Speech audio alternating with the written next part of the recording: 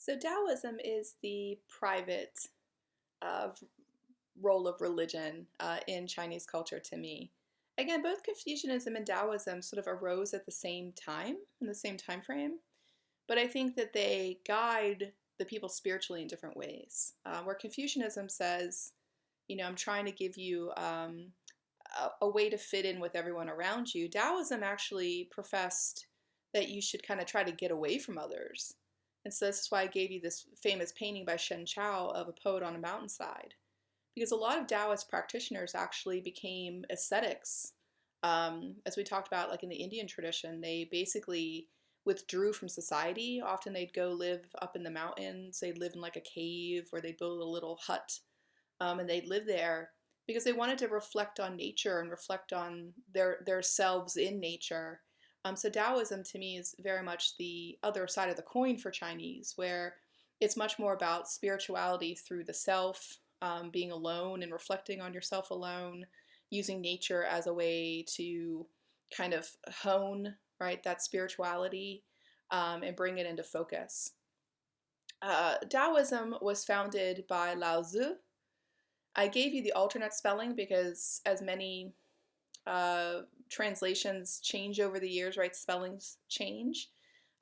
We find that the ZI spelling is closer to the actual Chinese derivative, so many people have changed to that spelling, but again, you sometimes see the TZU spelling as well. Lao Tzu was responsible for a lot of the philosophy of Taoist thought, and the Tao Te Ching, or the Book of the Way, is the book that guides, right, Taoist thinking. But Taoists really, again, what they were trying to do was almost very Buddhist.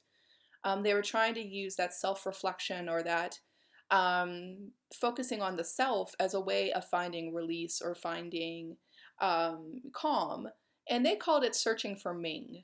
We could compare Ming very much to Nirvana.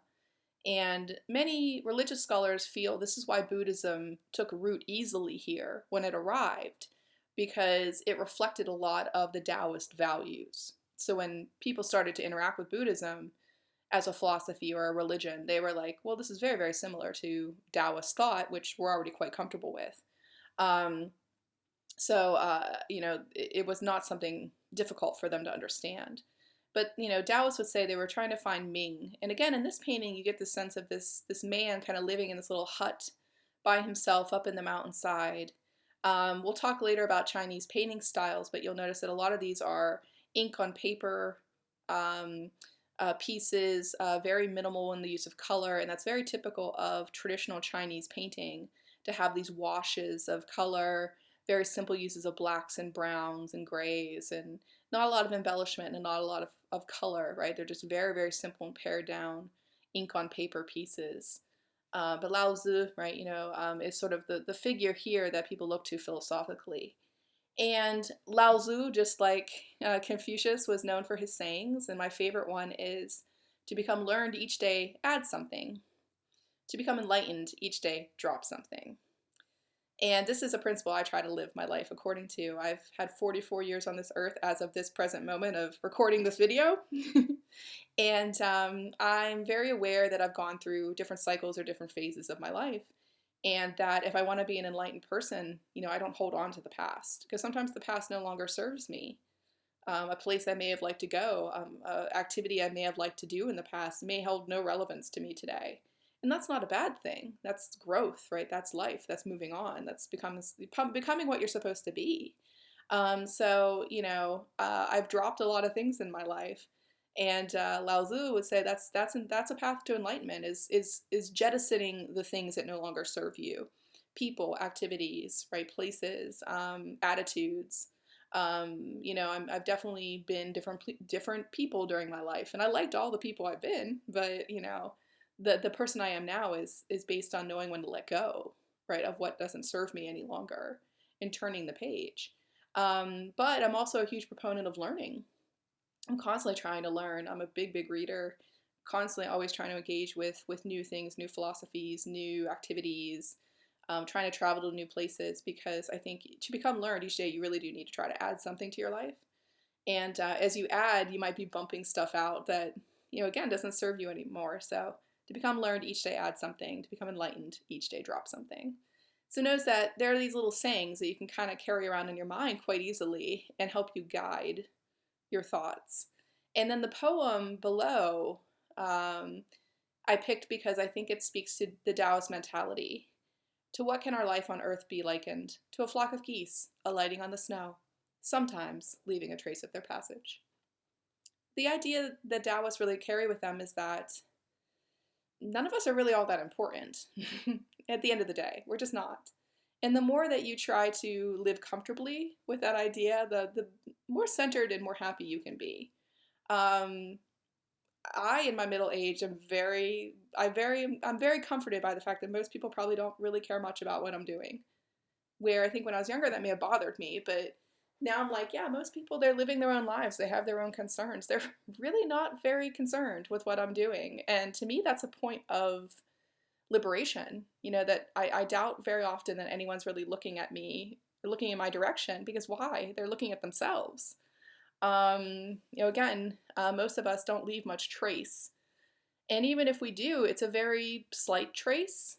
I feel like being a professor, I definitely know I impact people's lives, but very few people often tell me that. And the ones that do, I know it was very, very impactful.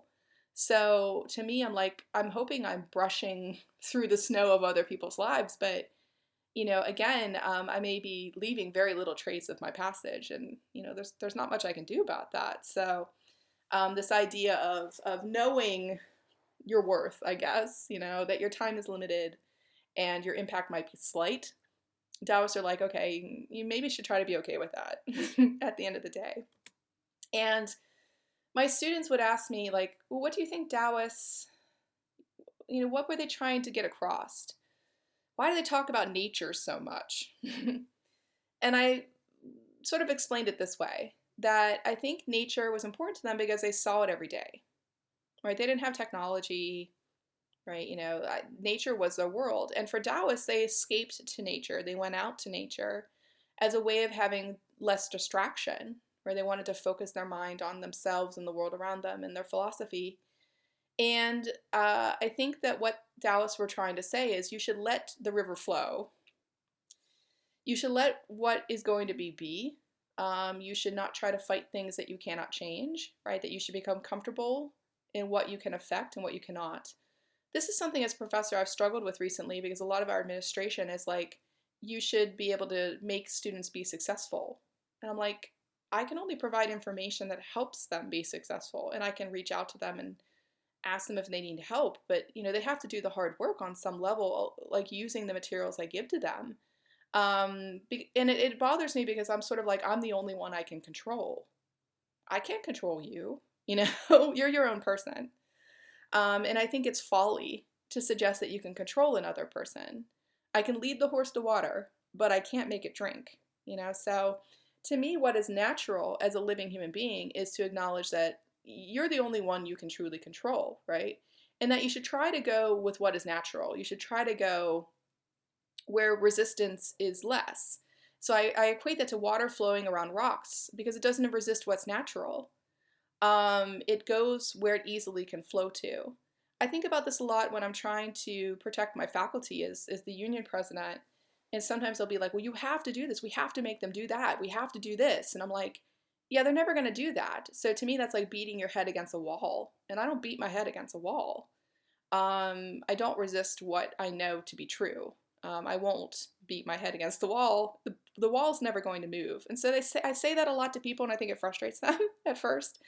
But then I think they start to understand that for me, harmony, equilibrium, going with the flow, like, affecting what you can change, and leaving what you can't, may be the best thing for you, right? And so I think what Taoists did is they say, you should not try to do something you're not equipped for. Like, I often see students, struggling with, I want to do this as a job, but they don't have the natural skills. And I'm like, look, I couldn't be a mathematician. I'm horrible at math, Why would I try to do that? That's definitely going against what's natural. But I see this, where people will struggle. They'll try to push themselves where maybe they're not a good fit, and Taoists are like, let it flow, let it go, low and slow, that is the tempo, Um, but this idea of flowing nature, naturalness, harmony, equilibrium, I think these are all Taoist thoughts. And notice that for Confucians, things are about structure. It's pretty rigid. And for Taoists, it's about the easiness of something, and being true to what you know that ease of purpose leads you to. So, two very different ways to look at the world, but I think what the Chinese often did is held these things against one another. It was another way of having balance, is to say these two philosophies actually kind of needed each other in a way in order to balance each other out. Which leads you to looking at the most famous Taoist symbol, which is the yin yang symbol, the yin, the dark, and the yang, the light. And the idea of this is that the world is always in balance through opposing forces, and that within the light there's always darkness, and within the darkness there's always light. That there's no sense of, you can't be totally pure or totally corrupted. It doesn't exist that way. That you have to have a balance between the two in order for it to make any sense. And then I mentioned, of course, the I Ching, which is their divination system. Much too complex for us to get into, but if you look into it, it's the throwing of sticks and reading the patterns of the sticks. And it's a highly complex divination system. There's also the more simplistic throwing of coins, but the sticks are, in the patterns of the sticks are the most, deep way to try to divine, right, the future for Chinese in the system. It's really, really fascinating if you study it in depth. Finally, of course, right, you have the arrival of Buddhism in China. And a lot of the pictures you're seeing here are pictures I took while I was in China. And I wanted to stress, how different Buddhist imagery looks. It has this really different look when it gets to China, which makes a lot of sense because you're not in India anymore, so things would change. I mean, even notice the way that a stupa would look here, where it becomes taller and less rounded and squat. So just little simple changes start to happen that make you say it looks like the Buddha, but not quite the Indian Buddha I remember. Here's some imagery of the Buddha carved on the Silk Road. The Silk Road was a merchant's road, right, where trade was done. And I find right away, I look at these Buddhist images and I'm like, there's something inherently Chinese about them. They're leaving a little bit of that Indian look behind. But notice again, the markers are still there, like the top knot, the elongated ears and such. So the Chinese artists understood, what they were modeling these off of. And I love these pieces because I think the function is really interesting. The Buddhist sculpture I showed you in India was sculpture that was supposed to be in temples. It was not very large scale. Here on the Silk Road, these are almost like billboards. So I almost feel like, when people pull off the highway and go to have like a hamburger, right, and go to the bathroom and stuff, you see billboards advertising different things. So I feel like here travelers might pull over to have their lunch, right, relieve themselves, whatever, and they'd see these huge rock-cut Buddhas and may ask their fellow travelers, like, well, is this a new religion? What is this person? Who is this? It was like a way to advertise the religion on the busiest commerce route, right, going in and out of Asia, right? So I find it really fascinating and interesting because I think it relates a lot to how we advertise today. So King Ashoka, you'll notice what he created in India was like an advertisement here on the Silk Road. A little bit more of that. What are the types of Buddhism that we typically see in China? We see typically Chan Buddhism, which is a heavily meditatively focused Buddhism. If you go to the Chan Center in town, this is the type of Buddhism that's practiced there. And again, it's very much focused on the meditative practice. Chan is not as famous, of course, as Zen, but they are the same thing as far as forms of Buddhism. Zen is Japanese, Chan is Chinese. Buddhists also create what we call Pure Land Buddhism here. And this is when I start to talk about how every religion basically will start to have derivatives that don't really honor the original purpose. So you look at any religion, and sooner or later you'll have a type that splits off the tree that you're like, well, that's not what no, it's not. And they're like, well, too bad, this is what we're going to do.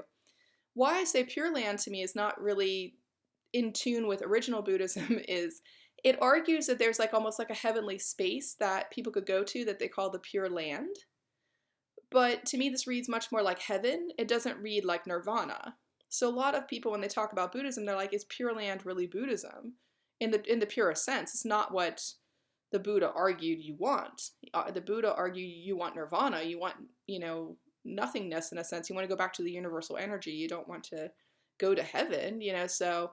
But notice that religions change to please people and what they want more so maybe than what you know the original religion sort of talked about. So Pure Land's also a very, very popular type of Chinese Buddhism. Often people will ask me about like the fat, happy Buddha. And so that is actually the Buddhai. And it's the incarnation of Maitreya, or the Buddha to come.